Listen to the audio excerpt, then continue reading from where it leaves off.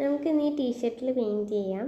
ഇതൊരു പഴയ ടീഷർട്ടാണ്, അത്ര പഴയതൊന്നുമല്ല. പക്ഷേ ഈ എഴുത്തുള്ളതുകൊണ്ട് ഇടാനൊരു മടി. നമ്മൾ ഈ എഴുത്ത് കവർ ചെയ്യുന്ന രീതിക്കാണ് പെയിൻറ്റ് ചെയ്യാൻ ഉദ്ദേശിക്കുന്നത്. ഒരു റെക്റ്റാങ്കിൾ വരച്ചിട്ട് അതിനുള്ളിലാണ് പെയിൻറ്റ് ചെയ്യാൻ പോകുന്നത്. ഓക്കെ, അപ്പോൾ നമുക്ക് തുടങ്ങാം.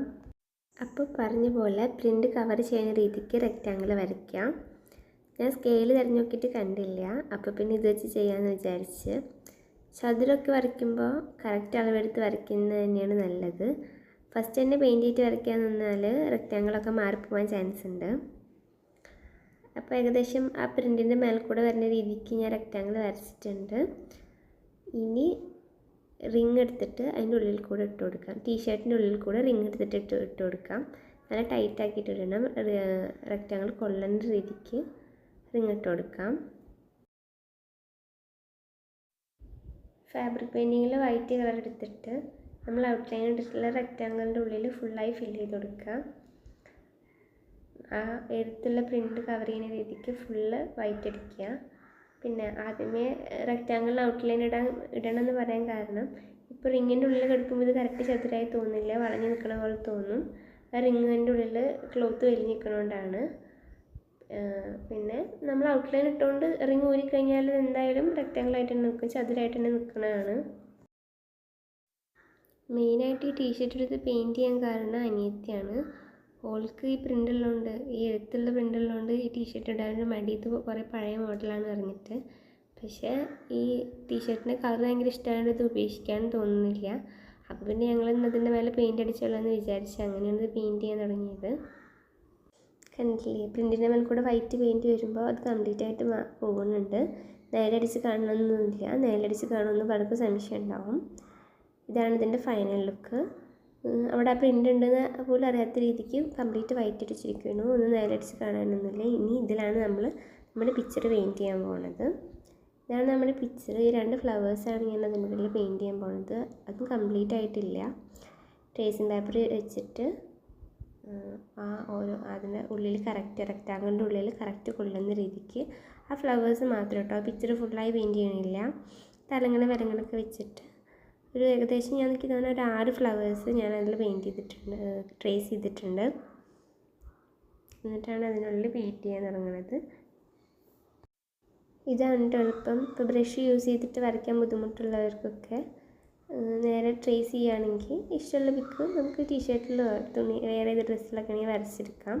പിന്നെ റിങ് എടുത്തിട്ട് പഴയ പോലെ തന്നെ ടീഷർട്ടിൻ്റെ ഉള്ളിൽ കൂടെ കയറ്റിയിട്ട് നല്ല രീതിക്ക് ക്ലോത്ത് വലിഞ്ഞ് നിൽക്കുന്ന രീതിക്ക് വലിച്ച് വെച്ചെടുക്കാം.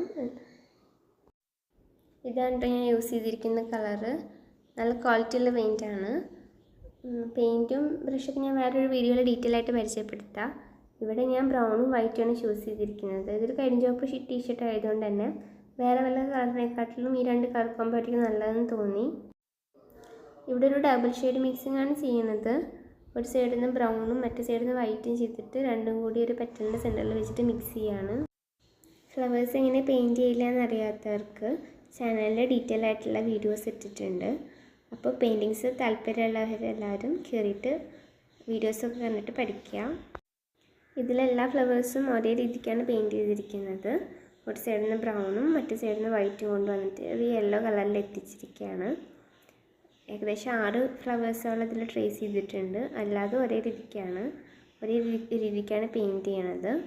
പിന്നെ എല്ലാ ഫ്ലവേഴ്സിൻ്റെ ഇടയ്ക്കും അത്യാവശ്യം ഗ്യാപ്പ് വിട്ടിട്ടുണ്ട്. അവിടെ നമുക്ക് വേറെ ചെയ്യാനുള്ളതുകൊണ്ടാണ്.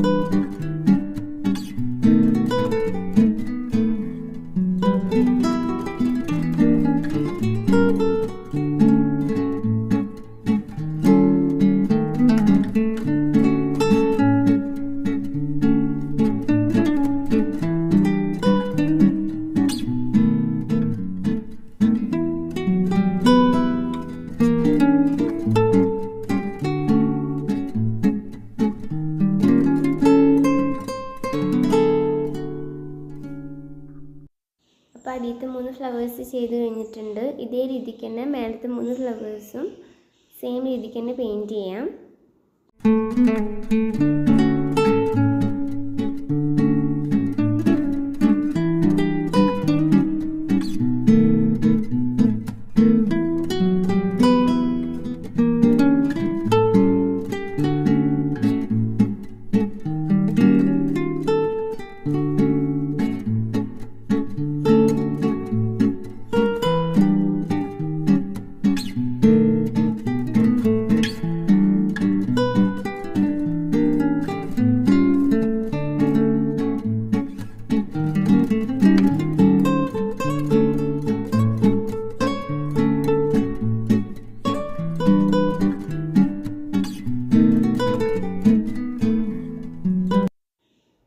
അപ്പോൾ നമ്മുടെ 6 ഫ്ലവേഴ്സ് ഇവിടെ പെയിൻറ്റ് ചെയ്ത് കംപ്ലീറ്റ് ആയിട്ടുണ്ട്. ഇതാണ് ഫൈനൽ ലുക്ക്. ഇപ്പോൾ കണ്ടില്ലേ 6 ഫ്ലവേഴ്സിൻ്റെ ഇടയ്ക്ക് നല്ല ഗ്യാപ്പ് ഉണ്ട്. നെക്സ്റ്റ് നമ്മൾ ഈ ഗ്യാപ്പ് ഫില്ല് ചെയ്യാൻ വേണ്ടിയിട്ട് അവിടെ വേറൊരു പെയിൻറ്റ് കൊടുക്കാൻ പോവാണ്. ഈ ഗ്യാപ്പ് വന്ന സ്ഥലത്ത് നമുക്ക് യെല്ലോ കളർ പെയിൻറ്റ് എടുത്ത് കൊടുക്കാം. യെല്ലോ കുറച്ച് ലൈറ്റ് യെല്ലോ ആണ് ഞാൻ യൂസ് ചെയ്തിട്ടുള്ളത്. യെല്ലോ പെയിൻറ്റ് എടുത്തിട്ട് ജസ്റ്റ് ഫ്ലവറിലേക്ക് ആവാത്ത രീതിയിൽ ബാക്കി എല്ലാ സ്പേസിലും നല്ല രീതിക്ക് പെയിൻറ്റ് ചെയ്യാം.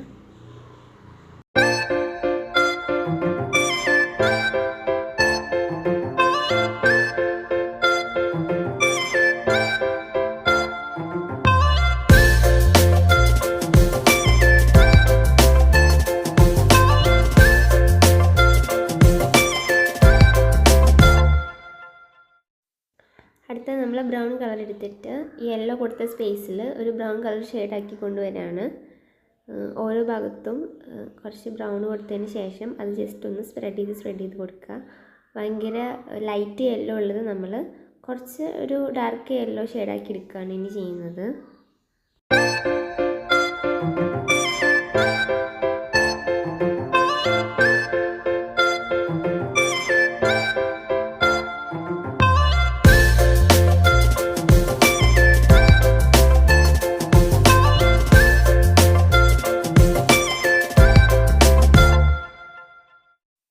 അപ്പോൾ സൈഡിലൊക്കെ കൊടുത്തു കഴിഞ്ഞിട്ടുണ്ട്. ഇനി സെൻറ്റർ ഭാഗത്തും ഇതുപോലെ തന്നെ ബ്രൗൺ കൊടുത്തതിന് ശേഷം അത് എല്ലാ സൈഡിലും ചെറുതായിട്ട് സ്പ്രെഡാക്കി കൊണ്ടുവരിക.